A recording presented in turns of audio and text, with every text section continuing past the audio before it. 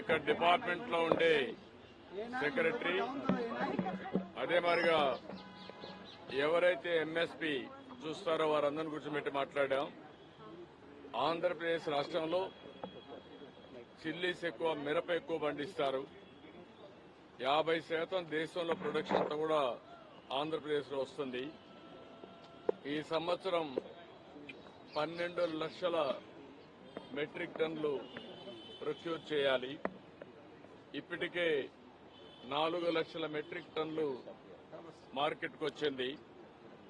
అయితే ఈరోజు ఈ పంట వేసేవాడు 4 లక్షల దగ్గర 5 లక్షల ఎకరాలు ఈ పంట వేస్తున్నారు.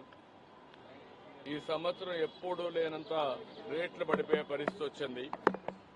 పోయిన సంవత్సరం ఇంటర్నేషనల్ మార్కెట్లు కూడా బాగుండడం, దానివల్ల రైతులు కూడా కొంతవరకు ధర వచ్చింది.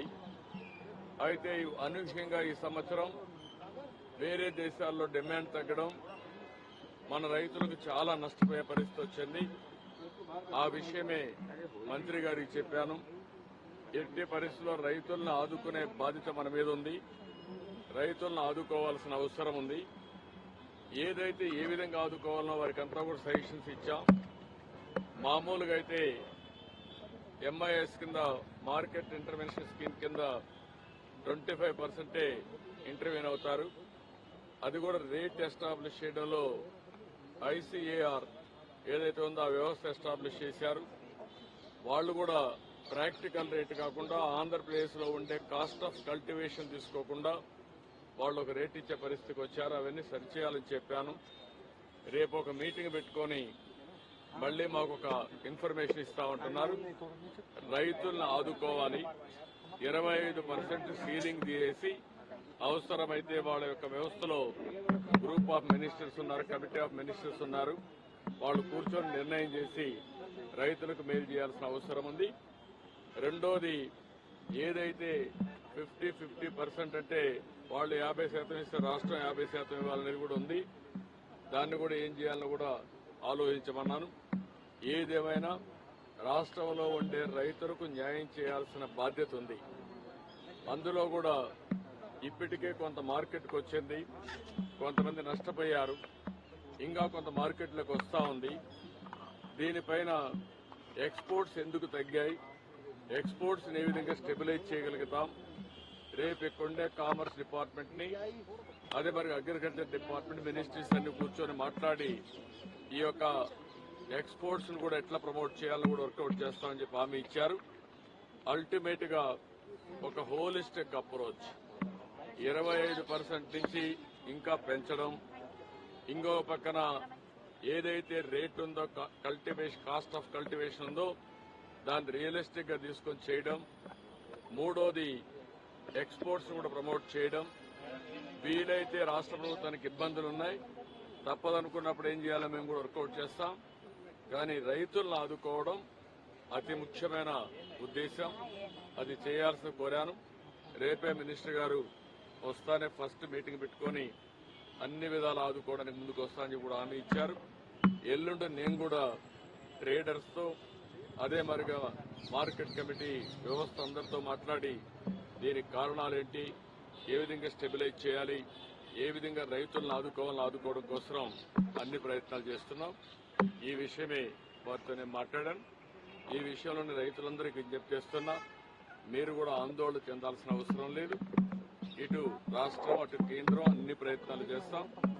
అందరిని ఆదుకోవడం కోసం ఏ విధంగా చేయాలని అన్ని చేసి మిమ్మల్ని ఆదుకునే ప్రయత్నం చేస్తామని చెప్పి కూడా రైతాంగానికి విజ్ఞప్తి చేస్తున్నా. ఇప్పటికే నేను 3 లెటర్లు పంపించాను. ఎప్పటికప్పుడు ఇక్కడ మీటింగ్లు పెట్టుకున్నారు. ఇంత మునుపైతే మా రామ్మోహన్ నాయుడు గారు, అదే మరి చంద్రశేఖర్ గారు మినిస్టర్స్, అదే మరి లావు గారు పార్లమెంటరీ పార్టీ లీడర్ వీళ్ళంతా కలిసి మీటింగ్ లో కూడా పార్టిసిపేట్ చేశారు. ఇప్పటికే రాష్ట్ర ప్రభుత్వ అధికారులు కూడా వచ్చి కేంద్ర ప్రభుత్వ అధికారులతో చర్చలు కూడా చేశారు. ఇవన్నీ చేసిన తర్వాత ఈరోజు ఒక కన్క్లూజన్కి వచ్చాం. రేపు మంత్రి గారు వచ్చి ఈ 4-5 విషయాల్లో మాట్లాడి ఒక క్లారిటీ ఇస్తారు. దాని మీద ఎప్పటికప్పుడు అన్ని అందరితో కూడా సమీక్షలు చేసుకుంటూ ఈ ప్రైసెస్ పడిపోకుండా ఏం చేయాలో అన్నీ చేస్తాం. ఇది బ్రీఫ్గా దీనికోసం వచ్చాను. మీటింగ్ అయితే మంత్రి గారు లేకపోయినా ఇక్కడ మాట్లాడిన తర్వాత కొంత క్లారిటీ వచ్చింది. ప్రధానమైన ఉద్దేశం మిరప పండించే రైతులను ఆదుకునే విధానానికి ఈరోజు ఇక్కడికి వచ్చాను. Anybody want to ask any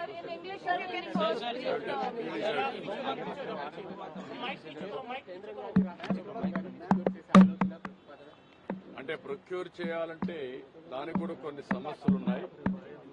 మళ్ళీ 25% ప్రొక్యూర్ చేసి 50% ప్రొక్యూర్ చేసి మిగిలిన ఎట్ట చేయాలి కూడా ఉన్నాయి. ఇవన్నీ రేషనలైజ్ చేయాల్సిన అవసరం ఉంది. కేంద్ర మంత్రి ఆలోచిస్తారు, మేము కూడా ఆలోచిస్తాం, రైతులు కూడా ఆలోచిస్తాం. అందరితో మాట్లాడిన తర్వాత అందరికీ ఆమోదయోగ్యంగా రైతులు నష్టపోకుండా ఏం చేయాలో వీళ్ళందరూ చేయడానికి ప్రయత్నిస్తాం. హోంమంత్రిని కలుస్తున్నారు సార్. ఈ రోజు కలిశానప్పుడే ఈ రోజు కలవడం. తెలంగాణ గవర్నమెంట్ ఈ రోజే సిఆర్ పార్టీని కూడా కలిశాం. ఒకటి జల్ జీవన్ మిషన్, రెండోది పోలవరం మీద సమీక్ష చేశాం. పోలవరం పనులన్నీ కూడా సుజావుగా జరుగుతున్నాయి. ఇది 2027 ఎండుకంతా కూడా పోలవరాన్ని పూర్తి చేయాలని ఒక ప్రాజెక్టు కింద పెట్టుకున్నాం. అదే మరి ఇది ఫేజ్ 1, ఫేజ్ 2 కూడా ఏ విధంగా తీసుకుపోవాలనో అప్రోప్రియట్ టైంలో దాన్ని కూడా కేంద్ర దృష్టి తీసుకొస్తాం. అదే సమయంలో నదుల అనుసంధానం కూడా ఆంధ్రప్రదేశ్ రాష్ట్రం చివరి రాష్ట్రం. సముద్రంలోకి పోయే నీటి కానీ రాష్ట్రంలో ఉపయోగించుకోగలిగితే కరువు లేకుండా చేసే అవకాశం ఉంటుంది. దానికి కూడా ఏదైతే పోలవరం నుంచి బనకచెర్ల వరకు ఏ విధంగా తీసుకుపోవాలి దీనికి కేంద్ర సహకారం అడిగాను. ఈ 2 ప్రాజెక్టులు అధ్యయనం చేస్తున్నారు, తొందరలో వస్తారు. మూడోది గడిచిన ప్రభుత్వం జల్ జీవన్ మిషన్ ఉంది. జల్ జీవన్ మిషన్ లో గ్రామీణ ప్రాంతాల్లో ప్రతి ఒక్క ఇంటికి సురక్షితమైన మంచినీళ్లు, అది కూడా రిజర్వాయర్లను తేవాలని చెప్పి చాలా స్పష్టంగా పెట్టారు. దేశం అంతా బ్రహ్మాండంగా ఉపయోగించుకున్నారు. ఆంధ్రప్రదేశ్ రాష్ట్రంలో 1% కూడా ఉపయోగించుకునే పరిస్థితికి వచ్చారు. దీనివల్ల 27,000 కోట్ల రూపాయలు శాంక్షన్ చేయించి అది కూడా బోర్డుల ద్వారా నిండిస్తానే పరిస్థితికి వచ్చారు. దీనివల్ల చాలా నష్టం వచ్చింది. ఒక యూపీలో ఇప్పటికే 52,000 కోట్ల రూపాయలు జల్ జీవన్ మిషన్ లో ఖర్చు పెట్టారు. కొన్ని రాష్ట్రాల్లో పెద్ద ఎత్తున ఖర్చు పెట్టారు. గుజరాత్ లాంటి రాష్ట్రంలో ఇంటింటికి ట్యాప్ ద్వారా సస్టైనబుల్ వాటర్ ఇచ్చే పరిస్థితికి వచ్చారు. ఆంధ్రప్రదేశ్ లో మాత్రం పూర్తిగా నిర్వీర్యం చేసే పరిస్థితికి వచ్చారు. అయితే ఇటీవల కేంద్రం ఏదైతే ఈ స్కీమ్ ఉందో దీన్ని రివైజ్డ్ గైడ్ లైన్స్ లో 2028కి పూర్తి చేయడానికి ముందుకు వచ్చారు. అంటే ఆ రోజు శాంక్షన్ అయిన డబ్బులు మాత్రం ఇస్తామని. దానివల్ల ఆంధ్రప్రదేశ్ రాష్ట్రానికి 27,000 కోట్లే వస్తుంది. ఇంకొక 54,000 కోట్లు కావాలి. అది స్కీమ్ లో కూడా లేదు. ఇప్పుడు దాని మీద కూడా కేంద్రంతో సంప్రదించాల్సిన అవసరం ఉంది. ఈ 27,000 కోట్లకు డిపిఆర్స్ తయారు చేసి ముందు శాంక్షన్ చేయించుకోవడం, మిగిలిన ప్రాంతాలకన్నిటికీ మళ్లీ కేంద్రాన్ని ఒప్పించి, ఇది దేశం అంతా కూడా ఉపయోగించే ప్రాజెక్టు కాబట్టి ఆంధ్రప్రదేశ్ రాష్ట్రం ఒకటే కాదు, దాన్ని కూడా ఫాలో అప్ చేస్తాం. ఒక ప్రభుత్వం చేసే తప్పుడు విధానాల వల్ల, సరైన సమయంలో యాక్ట్ చేయకుండా పోయేదాని వల్ల ప్రజలు ఏ విధంగా నష్టపోతారో ఇదొక ఉదాహరణ. ఆంధ్రప్రదేశ్ రాష్ట్రంలో ఏ ప్రోగ్రాం సరిగా జరగలేదు. సెంట్రలీ స్పాన్సర్ స్కీమ్స్ అన్ని కూడా నిర్వీర్యం అయిపోయినాయి. దీనివల్ల ఒక్క ప్రాజెక్టు కూడా అమలు చేసే పరిస్థితి లేదు.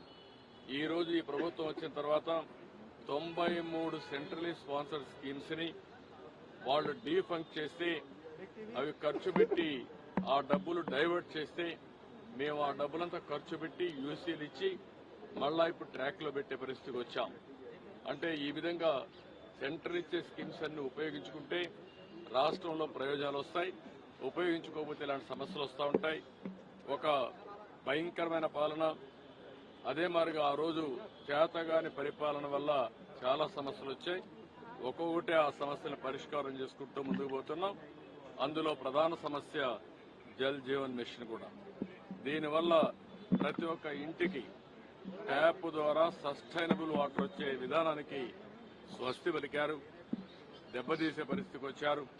ఇప్పుడు మళ్ళా కేంద్రంతో 27,000 కోట్లే కాకుండా నెక్స్ట్ ఫేజ్లో మళ్ళీ 54,000 కోట్లు కావాలి. ప్రతి ఒక్క ఇంటికి నీళ్లు ఇవ్వాలంటే ట్యాప్ ద్వారా. దాన్ని కూడా వర్కౌట్ చేయాల్సిన అవసరం ఉంది. ఏ విధంగా వర్కౌట్ చేయాలో in course of time work out చేస్తాం. మాట్లాడుతున్నారు తెలంగాణ ప్రభుత్వం కృష్ణా నీటి వాటాన్ని తరలిస్తున్నారు చంద్రబాబు ఇప్పుడు కూడా ఏమంటారంటే ఇవన్నీ సెటిల్డ్ ఇష్యూస్. రాజకీయాలు చేయడం కరెక్ట్ కాదు. ఏ ఇష్యూ అయినా ఆంధ్రప్రదేశ్ రాష్ట్రం లాస్ట్ లో ఉంది. తెలంగాణ రాష్ట్రానికి కూడా ఆ రోజు అనేక ప్రాజెక్టులు నేనే క్లియర్ చేశాను ముఖ్యమంత్రిగా.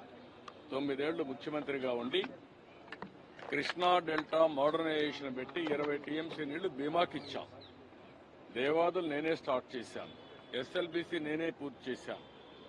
అలాంటివన్నీ వచ్చినప్పుడు సముద్రంలోకి పోయే నీళ్లు తీసుకొని ఆంధ్ర రాష్ట్రంలో ఆ నీళ్లు ఉపయోగించాలని ఈరోజు మీరు చూస్తే దేవాదుల ప్రాజెక్టు పైన ఏదైతే తెలంగాణలో మన ఏ ప్రాజెక్ట్ అది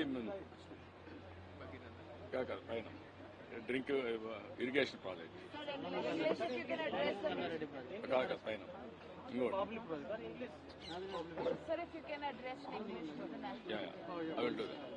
సో అక్కడ కూడా గోదావరి నీళ్లు ఉపయోగించుకుంటున్నాం. తెలంగాణలో గాని ఆంధ్ర రాష్ట్రంలో గాని గోదావరిలో సర్ప్లస్ వాటర్ ఉంది. ఆ వాటర్ ని 2 రాష్ట్రాలు ఉపయోగించుకుంటున్నాయి. కృష్ణా జలాలు మాత్రం సమస్య ఉంది. ఇప్పటి వరకు పాతగా ఏదైతే ఉందో ఒరిజినల్ గా 2 రాష్ట్రాల్లో ప్రాజెక్టులు ఏవైతే ఆ వాటరే ఉపయోగించుకుంటున్నాం. సముద్రంలోకి పోయే నీళ్లు ఆంధ్రప్రదేశ్ లో ఒకసారి ఉపయోగించుకునే అవకాశం ఉంది. అది ఉపయోగించుకుంటున్నారు. Beyond that there is no politics. అది కరెక్ట్ కాదు.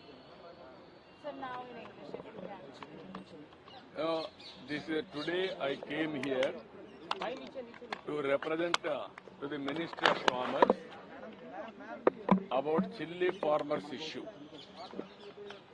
This year, chilli farmers are suffering because of price. Huge losses they are incurring. I asked him to intervene immediately through market intervention. They are having some restrictions, 25% procurement. I asked them to remove that restriction and help liberally. Second one, what ICAR is fixing price is not suitable to Andhra Pradesh. Realistic price they have to take into consideration. Third one, why exports are not there for chilli exports. That also tomorrow they are going to review. Finally, we want to protect the farmers in Andhra Pradesh. Not only chilli, there is a problem of tomato.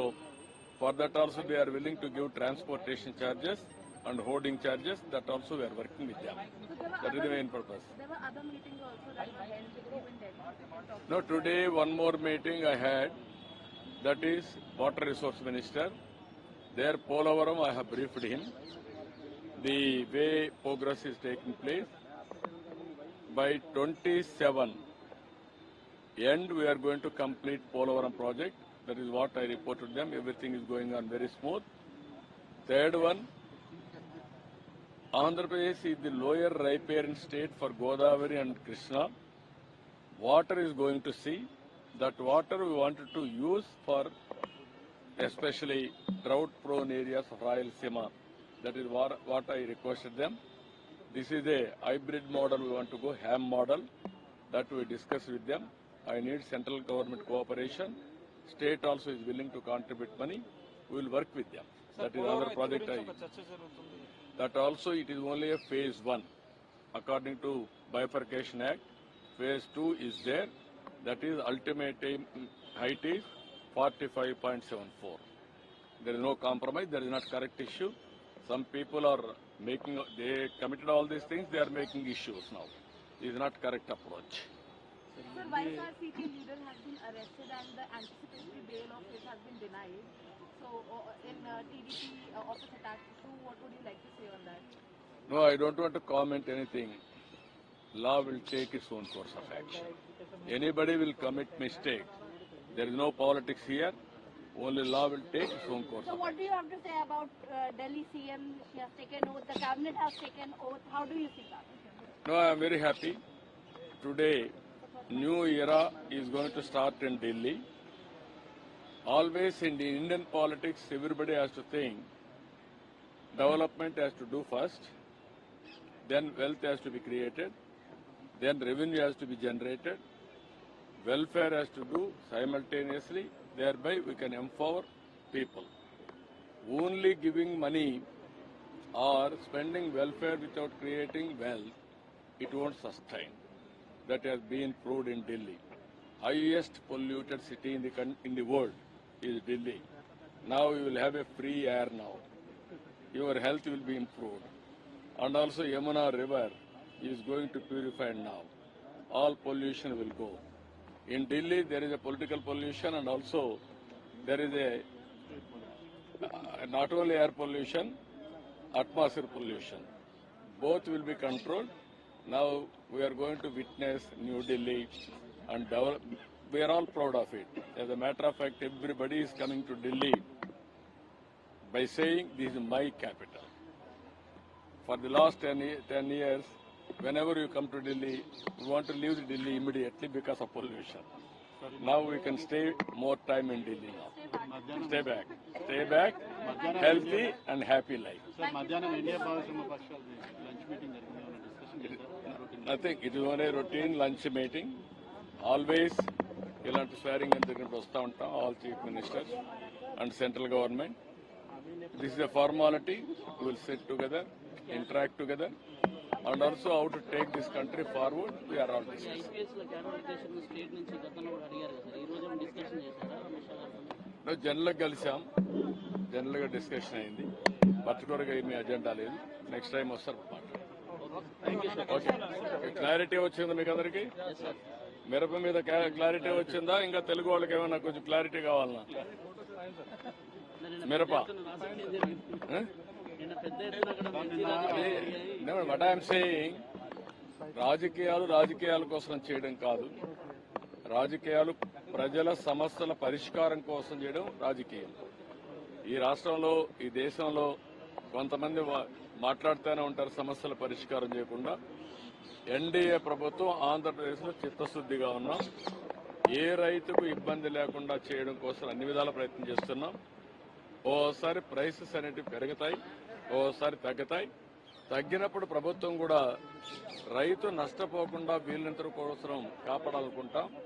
అట్లని చెప్పేసి ఎవ్వరూ ఏం చేయని వాళ్ళు కూడా ఇప్పుడు వచ్చి మాట్లాడే పరిస్థితికి వస్తారు. మొట్టమొదటిసారిగా మిరప రైతులకు నష్టపరిహారం చెల్లించిన ప్రభుత్వం తెలుగుదేశం ప్రభుత్వం 138 కోట్లు ఎప్పుడో ఇచ్చాం. మళ్లీ రెండోసారి ఏదైనా డబ్బులు ఇస్తున్నా అంటే ఎన్డీఏ ప్రభుత్వం ఇస్తున్నాం. మాట్లాడేవాళ్ళు ఒక పైసా ఇవ్వలేదు, ఏమి చేయలేదు, ఏమి చేసింది కూడా ఏమి లేదు. పులివెందుల ఎమ్మెల్యే మిర్చి సందర్శన సందర్భంగా మొన్న చాలా కూడా మంది రైతులకు సంబంధించిన మిర్చి బ్యాగులు మాయమయ్యాయి. అవన్నీ నేను చీప్ గా నేను మాట్లాడను. కానీ వాళ్ళ అన్యాయం జరిగింది. అంటే బాధ్యత లేకుండా వెళ్లడం. ఏదైతే మీరు ఒకసారి చూస్తే కోడ్ ఆఫ్ కాండక్ట్ ఉంది. కోడ్ ఆఫ్ కాండక్ట్ అనేది రాజకీయ పార్టీలకు వర్తిస్తుంది, కంటెస్ట్ చేసే అభ్యర్థులకు పనిచేస్తుంది, అధికార యంత్రాంగానికి పనిచేస్తుంది. కానీ విచిత్ర వాదన, మేము మాత్రం మాకు కోడ్ ఆఫ్ కాండక్ట్ లేదు, మేము ఎక్కడికైనా పోతాం అని వైలేట్ చేసి ఒకసారి ఎలక్షన్ కమిషన్ ఆర్డర్ ఇచ్చిన తర్వాత మీరు రావడానికి వీలు లేదంటే ప్రజాస్వామ్యం నిలిపేయాలి. That election commission. Election commission ఇచ్చిన తర్వాత మీరు ఎవరు పోవడానికి? ఎలక్షన్ కమిషన్ కంటే మీరు గొప్పవాళ్ళు కాదు కదా. మీ రాజకీయ పార్టీ కానీ ఏ రాజకీయ పార్టీ కానీ ఈరోజు నడుస్తున్నాయంటే ఎన్నికల కమిషన్ గైడ్ లైన్స్ ప్రకారం మనం నడుస్తున్నాం. ప్రజాస్వామ్యంలో అటానమస్ బాడీ ఎన్నికల కమిషన్. ఈరోజు ఎమ్మెల్సీ ఎలక్షన్ జరుగుతున్నాయి. అలాంటి ఎమ్మెల్సీ ఎలక్షన్ జరిగేటప్పుడు కోడ్ ఆఫ్ కాండక్ట్ ఉంది, మీరు రావడానికి వీలు లేదు అని స్పష్టంగా చెప్పిన తర్వాత దాన్ని వైలేట్ చేసి ఆడడం, వైలేట్ చేసి వెళ్లి మార్కెట్ కమిటీలు ఇవన్నీ చేయడం, చేసిన తర్వాత మళ్లీ పోయి మాకు సెక్యూరిటీ ఇవ్వలేదని కంప్లైంట్ చేయడం. అంటే మీరు చేసే ఇల్లీగల్ యాక్టివిటీస్ కూడా సెక్యూరిటీ ఇవ్వాలంటే కరెక్ట్ కాదు. కేంద్రం రక్షణ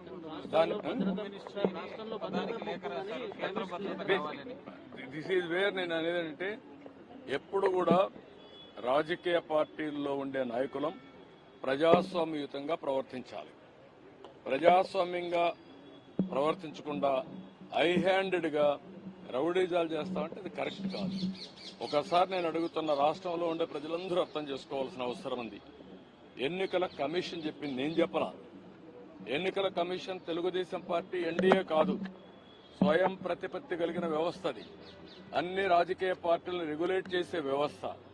వాళ్ళ మీద నమ్మకం ఉంటే మీరు పోకుండా అవాయిడ్ చేయాలి. మీరు వెళ్ళినప్పుడు అది ఇల్లీగల్ అవుతుంది.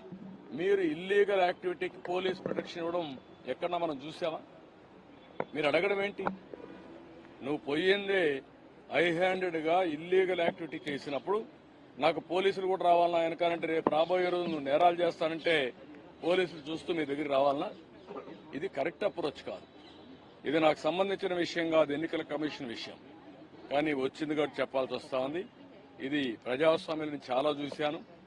ఇలాంటి రాజకీయ నాయకుల్ని, ఇలాంటి రాజకీయ పార్టీలను ఎప్పుడు చూడలేదు. ఇంతవరకు ఎవరికి రాలేదు. ఒక రకమైన హంగామా సృష్టించారు. దాంతో రైతులు మార్కెట్లో ఉండే వాళ్ళు కూడా బయటకు పారిపోయే పరిస్థితి. నేనేమంటానంటే సమస్య పరిష్కారం చేయడానికి అనేక మార్గాలు ఉన్నాయి. ముఖ్యమంత్రికి లెటర్ రాయొచ్చు, లేకపోతే మంత్రికి లెటర్ రాయొచ్చు, లేకుంటే ప్రెస్ ద్వారా చెప్పచ్చు, లేకుంటే గవర్నర్కి రిప్రజెంట్ చేయొచ్చు, లేకుంటే కేంద్ర ప్రభుత్వానికి వచ్చి చెప్పచ్చు.